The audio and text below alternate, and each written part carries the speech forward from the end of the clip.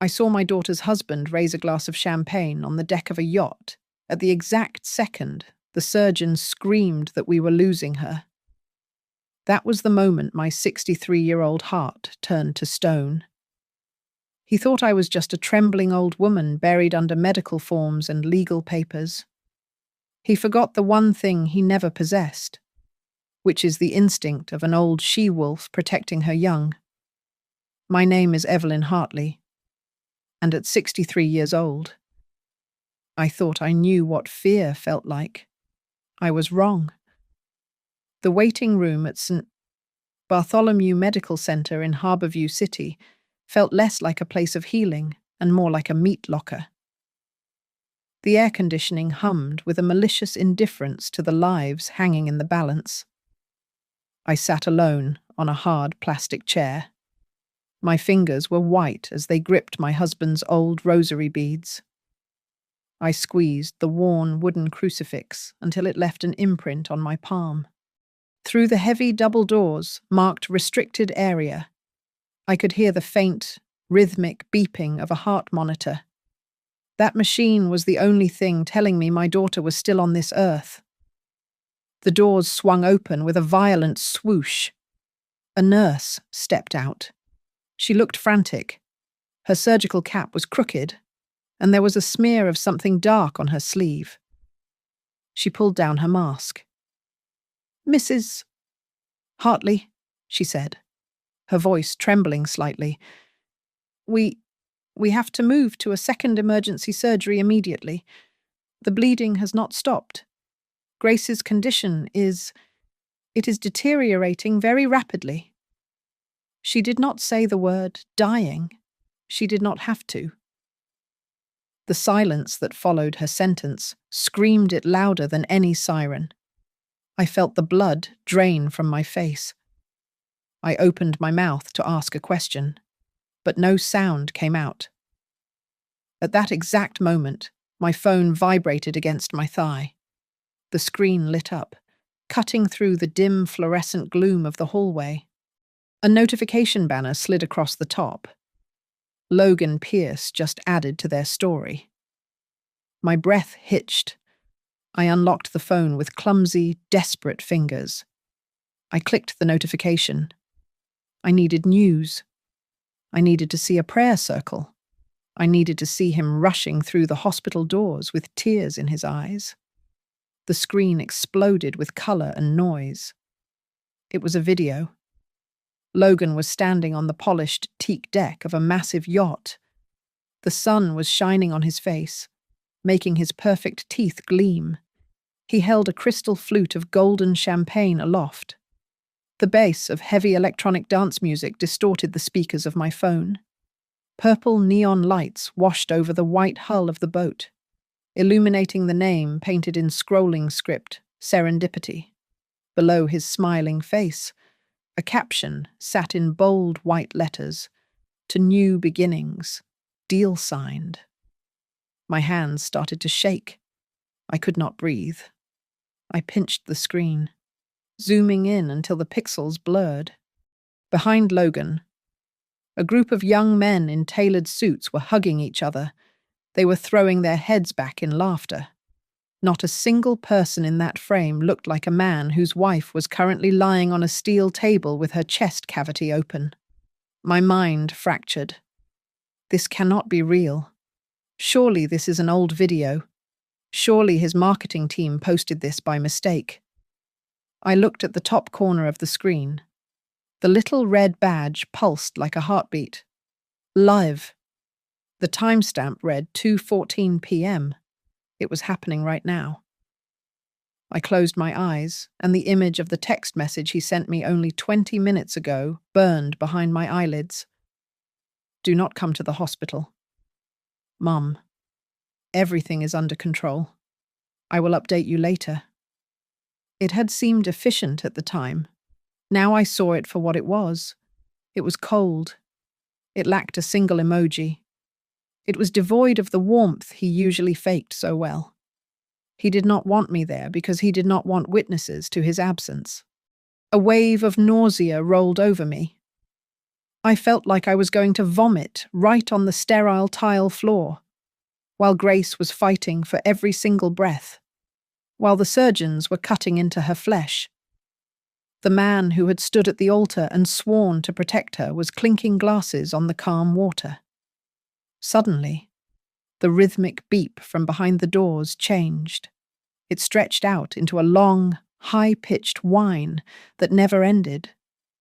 Epinephrine. Get it in here right now. We are losing her.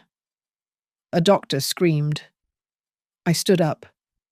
The motion was so violent that my plastic chair tipped backward and clattered loudly against the floor.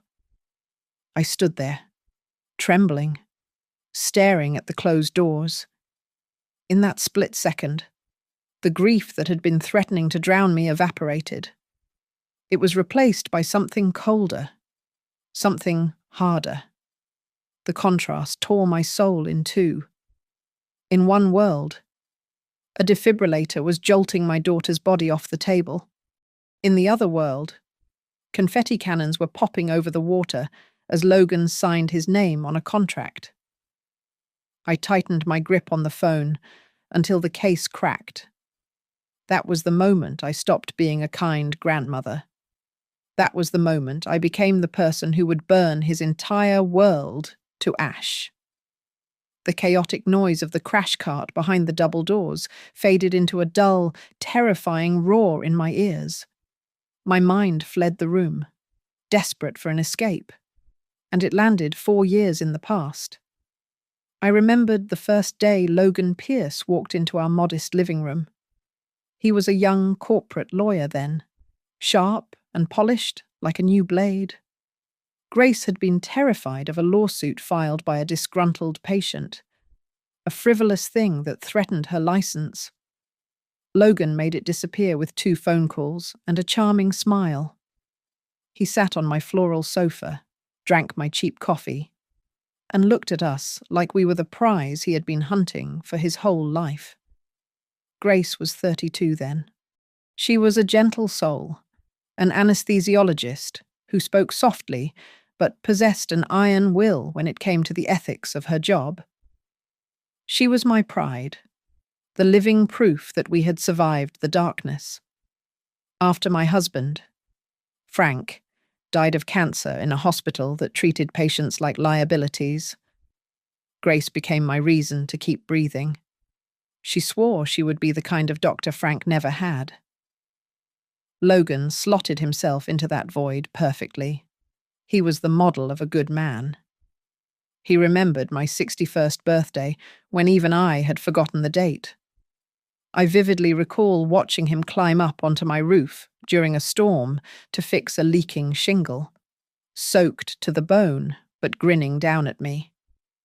We would open a bottle of $10 red wine on Sundays, and he would swirl it in his glass like it was a rare vintage treasure. He built a fortress of warmth around us, brick by brick. But standing in that freezing hospital corridor, the mortar of that fortress began to crumble in my memory. The cracks had been there all along. I remembered how he slowly took control of Grace's schedule. He would sigh heavily when she took an extra night shift.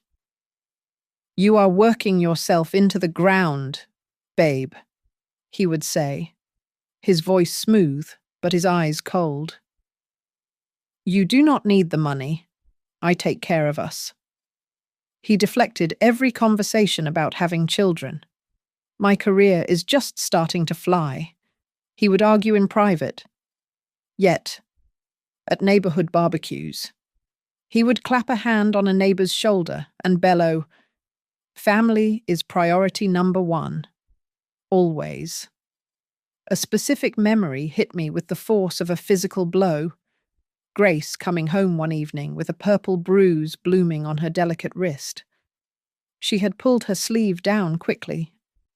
I just tripped in the operating room," she had stammered, refusing to meet my eyes. I had felt a prick of suspicion then, a mother's intuition flaring up. But I looked at Logan, the man who fixed my roof, and I swallowed my doubt. I told myself Logan was not that kind of man. I told myself I was just being paranoid.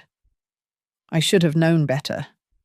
I spent 20 years as a hospital administrator. I watched the system chew people up. I saw my own husband denied pain medication in his final days because an insurance algorithm decided it was not cost-effective. I swore on Frank's grave that I would never let that machine take another person I loved. Then I remembered a dinner just 3 weeks ago. Logan was glowing, boasting about a new partnership with a company called Blue Wave Therapeutics. He talked about the deal with a hunger that made me uncomfortable. He spoke about life insurance policies as if they were clever financial instruments rather than safeguards against tragedy. Grace had sat silently, tapping her finger against the tablecloth. Later, while we were washing dishes, Grace whispered to me, "I do not like how Blue Wave pressures hospitals to use their new protocol." "Mum," she said, her voice barely audible over the running water, "it feels wrong. But Logan says it is a win-win. I feel like I am standing between two shores. Trust your husband, Gracie," I had said. He knows the business side. The guilt of those words now tasted like bile in my throat. Standing outside the operating room, every fond memory of Logan reversed itself.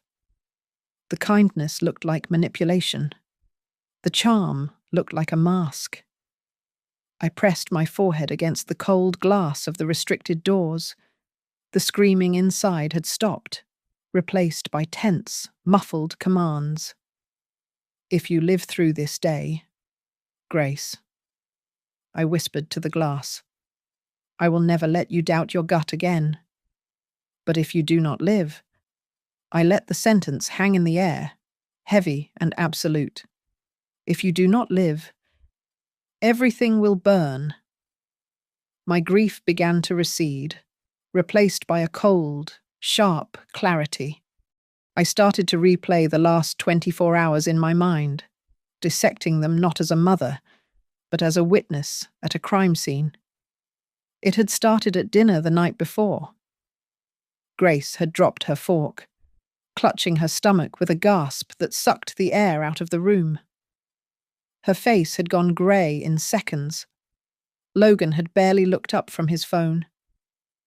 "It is just stress cramps, babe," he had said, his voice dismissive. "You are overworking. Just take a pill and lie down." I was the one who ignored him. I was the one who dialed 911 while he sighed loudly, acting as if my concern was an inconvenience to his evening. Inside the ambulance, Grace had grabbed my hand with a grip that felt desperate. "Mom," she had whispered, her eyes rolling back. "Do not let them transfer me to Northbridge Surgical Center. I do not trust that place." She passed out before she could explain. Logan arrived at St. Bartholomew Medical Center more than 1 hour later. His hair was damp, as if he had just stepped out of a shower, and he smelled of a cologne I did not recognize, something musky and unfamiliar. He claimed he had been stuck in an emergency meeting, but he did not look stressed. He looked prepared. He bypassed me and went straight to the administration desk, signing the authorization forms for surgery with a speed that suggested he had read them long before he walked through the sliding doors. I watched from the corner of the waiting room. A man in a sharp grey suit approached him. I recognized him from the hospital website photos on the wall. Martin Klein, the chief financial officer of the hospital. They did not speak like a worried husband and a hospital administrator. They shook hands firmly. Their eyes met in a silent, conspiratorial exchange that lasted less than a second. But it made the hair on my arms stand up. A young nurse, flustered by the presence of the CFO, dropped a clipboard near my feet. I bent down to help her. and my eyes caught the bold text on the top sheet. Pre-authorized surgery package. Blue Wave Therapeutics preferred protocol. I did not understand the medical jargon, but the name Blue Wave sent a shiver of recognition through me. It was the same company Logan had toasted to at dinner, right before they wheeled Grace into the operating theatre. She woke up for a fleeting moment. She looked at me, her pupils dilated with terror. "Something is wrong," she choked out, fighting the sedative. "Anna dose. Too high. Do not trust." The orderlies pulled the gurney away before she could finish. I sat back down, my heart hammering against my ribs. My phone buzzed. It was a text from Logan, even though he had supposedly just left the building to get fresh air. "I got this handled, Mom. Don't come to the hospital anymore. You just make Grace stressed." I stared at the screen. The message was abrupt. It lacked punctuation. There were no emojis. Logan was a lawyer who prided himself on perfect grammar. He always capitalized his nouns. He always added a heart or a praying hand emoji when speaking to family. This message was cold. It felt like someone was trying to push me away, or like someone was impersonating him to clear the stage. Before I could reply, my phone rang. "Unknown caller, Mrs. Hartley," a male voice said. It was smooth, polite, and terrifying. "For the benefit of Grace, you should let the experts handle this. Do not interfere with the protocol. If you do, we will all lose a great deal of things." The line went dead. I sat there in the frozen silence of the waiting room. My hands were trembling, but my mind was racing. I opened the Instagram story again. I needed to see it one more time. I paused the video where Logan was raising his glass. I pinched the screen, zooming in past Logan's shoulder to the man standing next to him in a linen shirt, laughing at the sky. It was Martin Klein. The chief financial officer of the hospital was not in his office. He was on a yacht with my son-in-law. The pieces slammed together in my mind with the force of a car crash. This was not just a case of a husband being insensitive. This was not an affair. This was a pipeline of money, blood, and insurance policies. They were celebrating a deal, and my daughter was the collateral damage. I mumbled something to the empty air about needing a cup of black coffee. It was a lie. I did not need caffeine. I needed a target. I slipped out of the waiting room and shadowed Martin Klein as he marched toward the administrative wing. I kept a safe distance, moving with the slow, shuffling gait of a confused senior citizen. My eyes, however, were sharp. I memorized every left turn he took. I noted the heavy oak doors that required a keycard. I watched the way he breezed past security, his authority acting as an invisible shield. He disappeared into a conference room at the end of a long, quiet corridor. I could not follow him in there. Not yet. I stopped at a nearby nurse's station where a young secretary was typing furiously. I hunched my shoulders, allowing my posture to collapse into frailty. I made my hands tremble visibly as I leaned on the counter.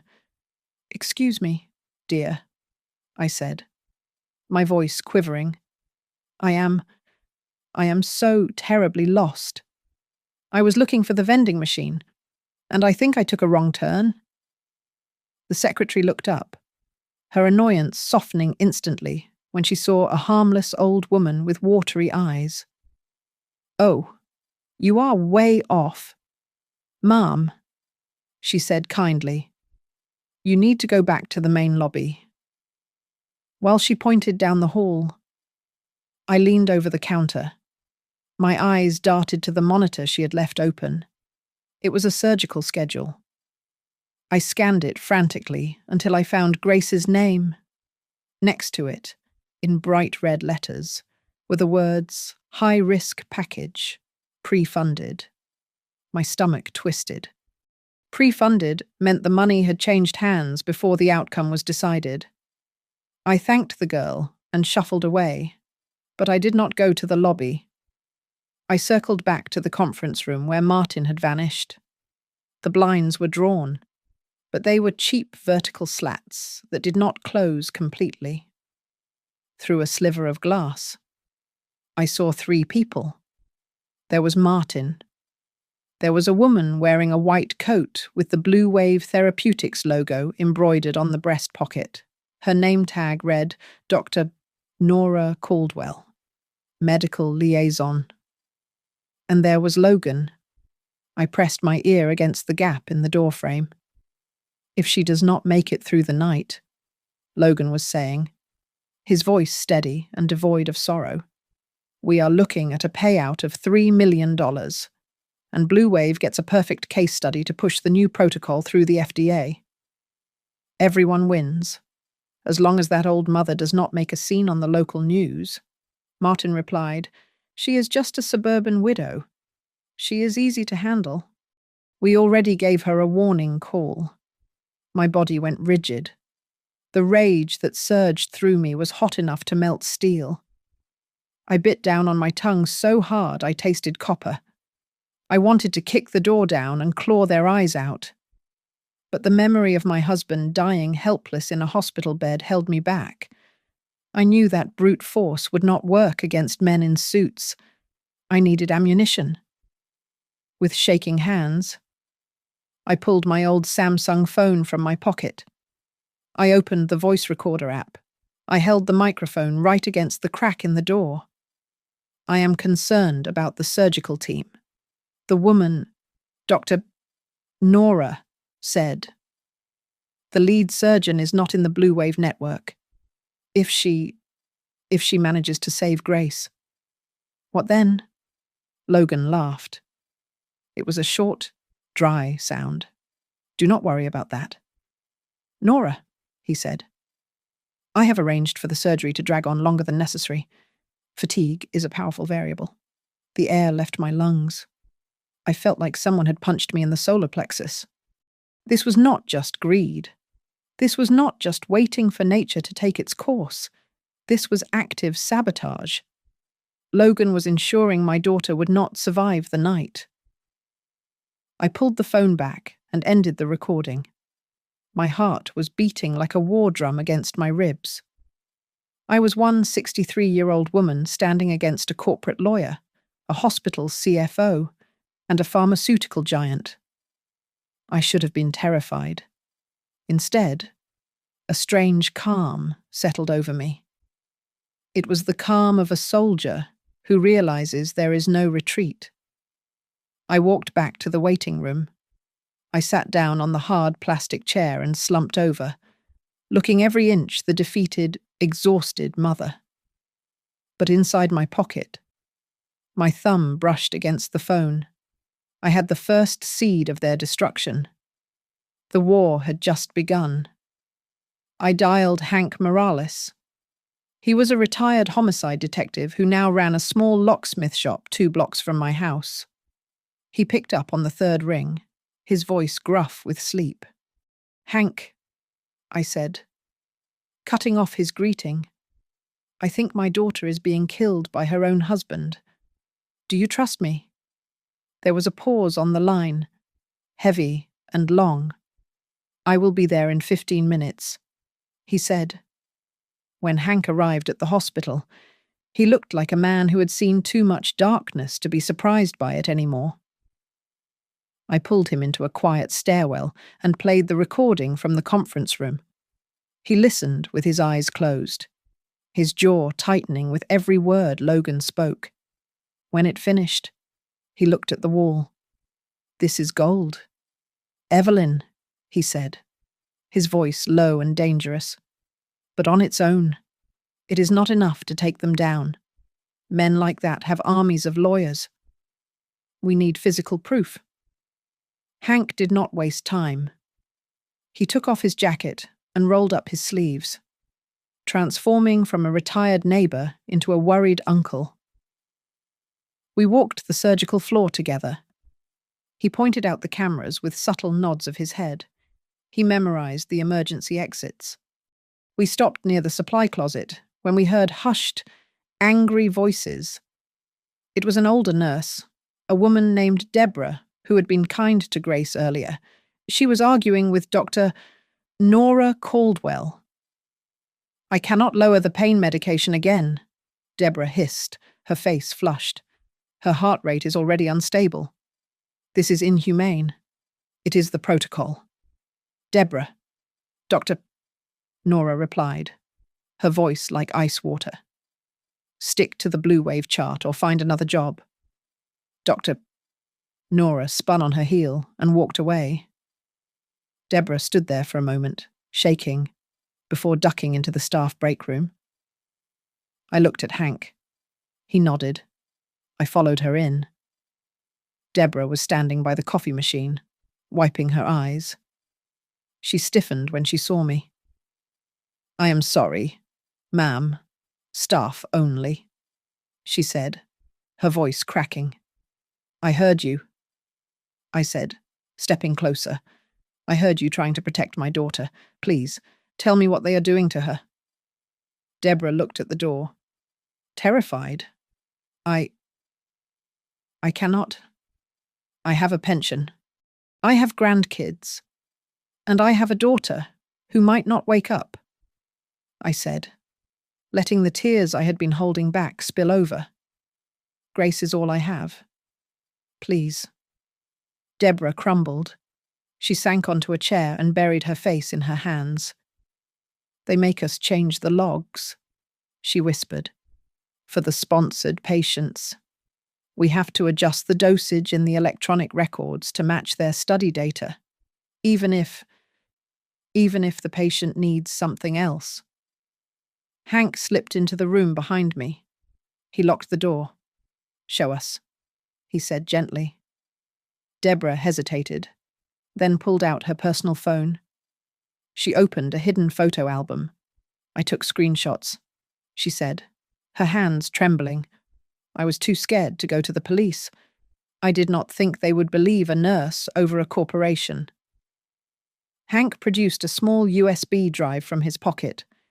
He worked quickly, transferring the images from her phone. "This is the thing they fear most," Hank said, handing the drive to me.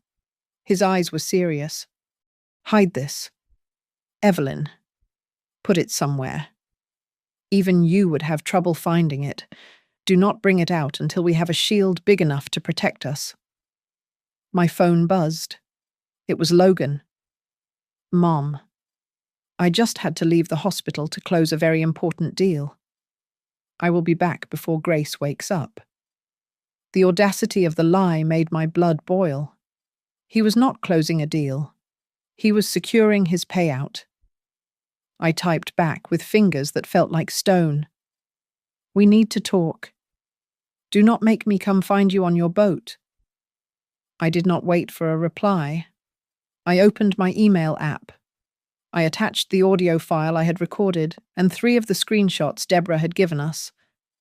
I typed in the address of Rachel Cohen, an investigative journalist who had written about the hospital negligence that killed my husband 10 years ago. "If I disappear," I wrote in the subject line, "treat these files as my dying declaration." I hit send. Almost immediately, my phone rang. It was Rachel. "Evelyn," she said, and there was no pleasantry in her tone. "I just opened your email. You need to listen to me very carefully. This is bigger than you think. I am already in my car driving to Harborview. Do not sign anything Logan gives you. And whatever you do not be alone in a room with him." Logan returned to the hospital an hour later. He looked immaculate. He had changed out of his suit into a cashmere sweater and dark jeans, the kind of casual wear that costs more than my monthly mortgage. His hair was perfectly styled, and he smelled of fresh soap and mint, though I could still detect the faint, cloying sweetness of expensive alcohol beneath the scrubbing. He saw me sitting on the bench and immediately rushed over, collapsing onto his knees. He grabbed my hands, burying his face in them, sobbing loud enough for the nurse at the station to look up with pity. "Mum?" He choked out, his shoulders heaving with a performance worthy of an award. I have done everything I could. I tried to get more specialists, but it is in God's hands now. I sat perfectly still. I let him perform his grief. I felt his tears wet my knuckles, and I felt nothing but a cold, hard revulsion. When he finally looked up, expecting to see a broken old woman, I stood up and pulled my hands away. "Come with me," I said. My voice was low and flat. I led him to a quiet alcove near the vending machines, away from the prying eyes of the staff. He wiped his eyes, his expression shifting from devastation to confusion. I pulled my phone out and held the screen inches from his face. The video of the yacht was paused on the frame where the champagne cork was popping. "What were you celebrating, Logan?" I asked. "What exactly were you toasting to while my daughter was lying on a table with her chest cut open?" Logan blinked. He stepped back, a flicker of genuine shock crossing his face, before he smoothed it over with a dismissive chuckle. "Mom, that is an old video," he said, waving his hand. "My marketing team posted it by mistake. I was in a meeting with the board. You are confused. You are upset." I did not blink. I waited. It was a live stream. "Logan," I said softly. "It is time-stamped at 2:14 p.m. You were not in a meeting. You were on the Serendipity." He opened his mouth to argue, then closed it. His eyes darted to the side. "Listen, the investors, they forced me to do a quick appearance. It is business. You do not understand how these things work." "I understand enough," I said. I tapped the screen and played the audio recording I had made at the conference room door. His own voice filled the small space between us, clear and damning. "If she does not make it through the night, we are looking at a payout of $3 million. Logan's face went pale. The color drained from his lips, leaving them looking like raw meat. For a second, he looked terrified. Then, the mask fell away completely. He straightened his back, looming over me. "You have violated my privacy," he hissed, his voice devoid of any warmth. "That recording is illegal. It is inadmissible in court. You are playing a game you do not know the rules to. Evelyn." He reached into his leather bag and pulled out a stack of documents. He slid them across the top of a trash can that separated us. "Sign this," he commanded. "This is a full power of attorney for me, in case she does not make it. You are an old woman. You have no experience managing assets or legal battles. Let me handle the burden. I will make sure you are taken care of for the rest of your life. You will never have to worry about a bill again." I looked down at the papers. My eyes scanned the dense legal text. Buried in the middle of the second page was a clause about waiving all rights to sue the hospital, Blue Wave Therapeutics, and any associated parties. I looked up at him. I forced my lips into a slow, terrifying smile. "You just confirmed it," I said. "You just confirmed to me that Grace has a high probability of not making it, while the doctors have not even come out to give us an update. You already know the outcome. Do you not? Because you paid for it?" Logan's patience snapped. He leaned in close, his breath hot on my face. "You are joking with people you cannot even imagine. Evelyn," he threatened, his voice dropping to a growl. "The whole city eats from their hand. The police, the judges, the media. What do you think you can do? What do you want? Do you want money? Or do you want a peaceful funeral where you can pretend everything was tragic but natural? I want my daughter to live, I said, my voice dry as dust. Or if she dies, I want every single person in this city to know who held the knife. Your money is only worth enough to wipe the blood off your hands. Logan, it will not buy me. Logan stared at me for a long moment, his eyes filled with a mixture of hatred and disbelief. He snatched the papers back and shoved them into the trash can. He turned and stormed away. As he passed the corner of the hallway, he slammed his fist into the wall with a primal grunt of frustration. I watched him go. I looked up at the ceiling corner. The red light of the security camera was blinking steadily. It had seen everything. A moment later, the elevator doors opened. Rachel Cohen stepped out. She looked smaller than I remembered, but her eyes were sharp and alert. She carried a small camera bag and moved with the quiet intensity of a hunter. She walked straight to me. We will not save Grace by praying any more. Rachel, I whispered as she took my hand. We have to burn this entire system to the ground. Rachel turned the back seat of her sedan into a war room. We were parked in the shadow of the parking garage, maps of the city spread out over the leather upholstery. We identified our targets like generals plotting a siege. There was the hospital, the Blue Wave corporate headquarters, Logan's law firm, and the Serendipity. We realized we could not fight them in a court of law. Not yet. They owned the judges. We had to fight them in the court of public opinion. It was a second courtroom, one where money could not buy silence quite as easily. Hank was on his phone, calling in favors from his old life. He hung up and turned to us, his face grim in the dashboard lights. It is confirmed, Hank said, rubbing his tired eyes. Blue Wave has a history. They have been linked to 5 other deaths in the last 3 years, every single time. It was settled out of court with a massive non-disclosure agreement and a statement about unforeseen complications. They are not healing people. They are harvesting them. Rachel's laptop pinged. She had sent the anonymized medical logs to a surgeon in Chicago. She read the reply out loud, her voice shaking with rage.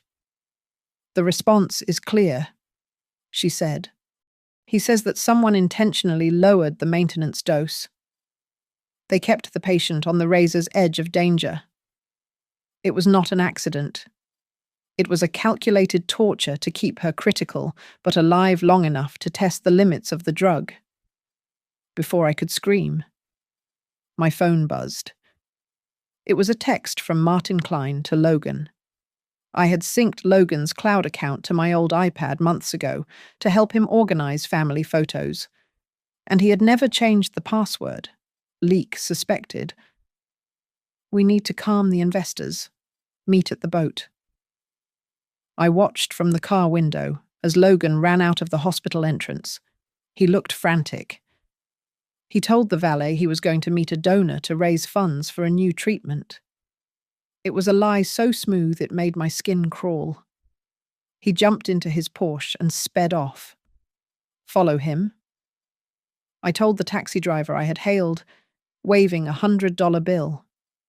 Rachel followed in her car, while Hank took a shortcut to get to the marina from the service side. We arrived at the private docks just as Logan was boarding the Serendipity. The night air was salty and cold. I crouched behind a stack of crates, watching my son-in-law embrace an older man in a navy blazer. They were not mourning. They were doing business. When the insurance pays out, the cash flow will come in like a flood. Logan shouted over the wind, his voice carrying across the water.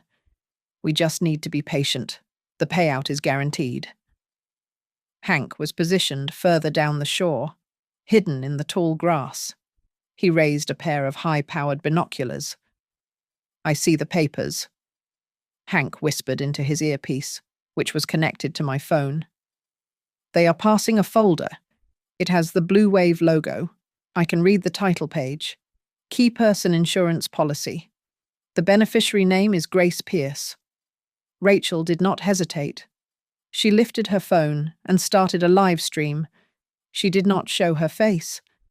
She zoomed in on the yacht, framing the luxury boat against the dark, churning water. She typed a caption that I knew would act like a match in a powder keg. If your wife was in surgery fighting for her life, where would you be? The numbers on the screen began to climb. 10 viewers, 100, 2,000. The comments rolled in like a tidal wave of judgment. On the deck, Logan's phone lit up. He looked at the screen, and his face twisted in panic. He shouted at the captain to cast off. He turned to the investor, waving his arms in frustration. These women do not understand that sometimes. A timely death is a financial blessing, Logan screamed, losing all control. Hank was ready. He was holding an old parabolic microphone, the kind he used to use to catch cheating spouses in cheap motels. He lowered the device and looked at me across the darkness. I got it, Hank said, his voice grim. That sentence will be the noose around his neck if we live long enough to play it for a jury. The engines of the Serendipity roared to life. The water churned white as the boat pulled away from the dock, retreating into the safety of the open ocean. I stood on the edge of the pier, the wind whipping my grey hair across my face. I watched the lights of the yacht fade into the black horizon. You can run, Logan, I whispered to the crashing waves. The ocean might hide a body, but it cannot hide the sound of a human voice. The next morning brought a cold, grey light that offered no comfort. Logan did not hide in the shadows. He attacked. He filed a police report against me for harassment, slander, and trespassing in a restricted medical area. He knew exactly which levers to pull. A police lieutenant, a man I had seen playing golf with Martin Klein in the social pages of the local paper, signed the summons immediately. I was cornered in the hospital corridor just moments after a weary doctor told me that Grace was critical but stable. I had barely exhaled a breath of relief when 2 uniformed officers blocked my path. They did not handcuff me, but their presence was a wall of blue intimidation. They thrust a clipboard at me. Mrs. Hartley, the lieutenant said, his voice flat. We can make this go away. You just need to sign this statement, admitting that you were emotionally distressed and misunderstood your son-in-law's intentions. I looked at the paper. It was a gag order disguised as an apology. I shook my head. I will not sign a lie, I said, my voice trembling with exhaustion. The lieutenant stepped closer. He invaded my personal space until I could smell the stale coffee on his breath. You have 2 choices, Evelyn, he said, lowering his voice to a menacing whisper. Do you want to stay out here and hold your daughter's hand? Or do you want to sleep in a cell tonight, thinking about what might happen to her while you are gone? I felt the crushing weight of their power. It was physical. It was the sensation of being small and insignificant against a machine that was designed to grind people like me into dust. Hank tried to step in. He moved toward us, his face red with anger, demanding to see a warrant. Then his phone buzzed. He looked at the screen and stopped dead in his tracks. It was a text from his old partner at the precinct. Do not pull me into this, Hank. The order came from above. There is someone higher up protecting this guy. Hank looked at me, his eyes full of apology. The system was protecting its own, just as it had when my husband died. At the main entrance, security guards intercepted Rachel Cohen. They confiscated her press pass. They seized her phone, citing an active investigation into a privacy violation regarding the recording of the medical staff. She stood there, empty-handed, realizing she had transitioned from an observer to a target. They took my phone. They drove me to the station not for an arrest, but for what they called a clarification. I sat in a sterile, windowless interrogation room for 2 hours. Then the door opened. It was not a lawyer. It was Logan. He played the part of the grieving husband perfectly. He looked at the two-way mirror, shook his head sadly, and then sat down across from me. "She is not well," he said to the air, performing for the officers listening on the other side. Then he leaned across the metal table, his voice dropping. "Mom, look at this mess. You are destroying the family." He slid a folder toward me. "Here is the deal," he said softly. "You issue a public apology for the video. You claim it was a misunderstanding caused by grief. You sell your house to the Crimson Capital Fund, which I manage. In exchange, I will ensure Grace gets the absolute best care, no matter what the outcome is." I looked into his eyes. There was no shame there. There was only the arrogance of a man who believed he had won. He believed that the law, the money, and the hospital were all weapons in his inventory. I felt a wave of helplessness rise up like dark water, threatening to drown me. I was just an old woman with a rosary. He was a titan. But outside that room, the cracks were spreading. Deborah, the nurse who had been too terrified to speak, sat in her car in the hospital parking garage. Her hands shook as she held her husband's phone. She had recorded a video through the glass of the operating theatre scrub room. It showed the chief surgeon screaming at Dr. Nora Caldwell. "Get out of my Ah!" the surgeon had yelled in the video, his mask pulled down. "Someone interfered with my protocol. I am losing her because of your damn study." Deborah hit send. Since Rachel's phone was seized, she sent it to a secure Dropbox Rachel had set up years ago for whistleblowers. Rachel accessed the file from a burner laptop in a coffee shop down the street. She saw the undeniable proof on her screen, the surgeon screaming about the protocol, the blatant interference in a life-or-death moment. She realized that we could not win here. Harborview City was a trap. The police, the hospital board, the local judges, Logan had them all in his pocket. She made a decision that would change the course of the war. She compiled every scrap of evidence. We had my audio recording from the conference room, the altered drug logs Hank had stolen, and Deborah's new, terrifying video.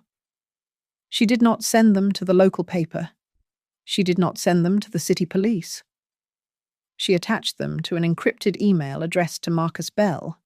He was a federal prosecutor who was aggressively investigating Blue Wave Therapeutics in another state, back in the interrogation room. Logan was still staring at me, waiting for me to break. He pushed the pen toward my shaking hand. He thought he was the king of the world. He did not know that 3 blocks away, Rachel had just handed the keys to the only force he could not bribe. Rachel hit send. The game was no longer local, it was federal, and it was officially out of Logan's reach. Marcus Bell, a federal prosecutor 3 states away, opened the encrypted file Rachel had sent. He did not see a tragic family story. He saw a pattern. He had been tracking Blue Wave Therapeutics for 2 years, trying to prove they were using pilot protocols to maximize insurance payouts in rural hospitals. What he lacked was a smoking gun. Rachel had just handed him a cannon. He moved with the speed of a man who knew the evidence might disappear if he blinked. Within 45 minutes, He had secured a federal court order placing me, Grace, Deborah, and the lead surgeon under protective status. He then made a call to the local FBI field office that superseded every badge in Harborview City. In the interrogation room, the lieutenant was practically forcing the pen into my hand. "Sign it. Evelyn," he growled. "Save yourself the embarrassment of a jail cell."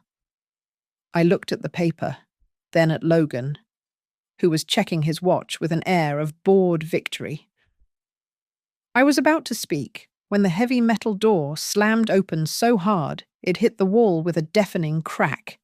2 men in dark suits stepped in. They did not look like the local cops who played poker with Martin Klein. They looked like statues carved out of granite. "Step away from the suspect," the taller agent commanded. His voice was not a request. "Now hold on," the lieutenant sputtered, standing up. "This is a municipal investigation. I answer to the chief, not. This is now a federal investigation under the jurisdiction of the United States Department of Justice." The agent interrupted, flashing a badge that silenced the room. "Mrs. Hartley is a federal witness. If you continue to detain her, you will be charged with obstruction of justice." I watched Logan's face. For the first time since this nightmare began, the mask of the arrogant golden boy cracked. He looked at the lieutenant, expecting his friend to fight back, to pull some strings. But the lieutenant was already backing away, hands raised in surrender. Logan realized then that there was a ceiling to his bribery. He had bought the pawns, but he had forgotten about the kings. While the agents escorted me out of the station and back to the hospital, the digital world was burning. The news of the FBI raid at St. Bartholomew Medical Center leaked instantly. The internet detectives went to work. They took Rachel's old live stream of the yacht, the photo of the insurance document Hank had captured, and the leaked video of the surgeon screaming. They stitched it all together into a narrative of pure horror. The hashtag "while she was dying" started to trend. Then it exploded. It was #1 in the country within 2 hours. Thousands of people began sharing their own stories of loved ones lost to mysterious complications and insurance denials. Grace was no longer just my daughter. She was the face of a national wound. Blue Wave Therapeutics went into damage control mode. They called an emergency press conference on the steps of their headquarters. Their spokesperson, a slick woman with dead eyes, blamed rogue employees and internet falsehoods. Logan stood next to her, wearing a black suit. He looked pale, sweating under the heavy television lights, but he was still trying to play the role. I am devastated by these accusations." He stammered into the microphones. "My wife is fighting for her life. I love her more than." He was cut off by the breaking news alert flashing on the giant monitors in Times Square and living rooms across America. Marcus Bell had just released a statement. "We are in possession of clear audio evidence." Bell's voice boomed over the airwaves, detailing a conspiracy between a corporate attorney and hospital administration to financially benefit from the specific death of a patient. The cameras at the press conference swung away from the spokesperson and zoomed in on Logan. He stopped speaking. His mouth hung open. 2 agents walked onto the stage. They did not run. They did not shout. They simply walked up to Logan and whispered something in his ear. They did not handcuff him, not yet, but they took him by the elbows. The image of Logan Pierce, the untouchable lawyer, being led away from the podium like a naughty child, went viral before he even reached the patrol car. I sat by Grace's bedside in the intensive care unit. The rhythmic whoosh of the ventilator was the only sound in the room. She was still in a coma. but her vitals were stable for the first time in days. I took her hand. It felt warm. "Can you hear them out there?" "Gracie," I whispered, smoothing her hair. "They are screaming for you. The whole world is screaming for you. Mom is not fighting alone anymore." The federal hearing arrived 4 months later. The winter snow had melted, leaving the streets of Harborview City wet and grey. Grace walked into the courtroom on crutches. She looked thin, and there was a jagged, healing scar running down her abdomen that the jury could not see. But I knew was there. She still woke up screaming in the middle of the night, terrified of doctors in white coats. But her eyes were clear. She was no longer the victim. She was the survivor. Marcus Bell, the federal prosecutor, did not use theatrical tricks. He simply laid out the timeline. He showed the altered drug logs. He played the video of the surgeon screaming in the operating theatre. Then, he played the audio recording from the yacht. Logan's voice echoed off the mahogany walls, clear and arrogant, saying that a timely death was a financial blessing. Logan's defense team tried to paint a different picture. They argued that Grace had volunteered for the protocol. They called me a paranoid old woman who was confusing grief with conspiracy. They tried to frame the medication changes as necessary medical adjustments. It was a disgusting display of gaslighting, designed to make two women look unstable. Then it was Grace's turn. She sat in the witness stand, her hands gripping the wood until her knuckles turned white. "I remember being wheeled back in," she said, her voice trembling. "I remember feeling like I was not a patient anymore. I felt like a product. I heard Logan arguing on the phone in the hallway about timelines. I realized he was not afraid I would die. He was afraid I would not die soon enough. I was the last to testify. I did not look at the notes my lawyer had prepared. I looked straight at the jury. I told them about my husband dying because an algorithm denied him care. I told them how I had trusted Logan like a son, while my daughter's heart was being cut open to fight for a single second of life. I said, my voice steady and cold. The heart of her husband was only beating for the number on a contract. I cannot change the medical industry, but I can promise you that from today, no one will use the phrase medical risk to hide their greed without paying the price. Logan could not handle it. He stood up at the defense table, his face twisted with a mixture of panic and rage. "You know nothing about business," he shouted, losing all control. "This is just resource optimization." She was going to die anyway. It was efficient.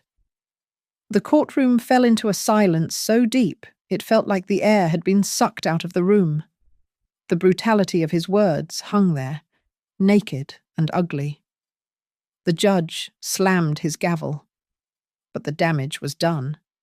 The jury looked at Logan not as a man, but as a monster.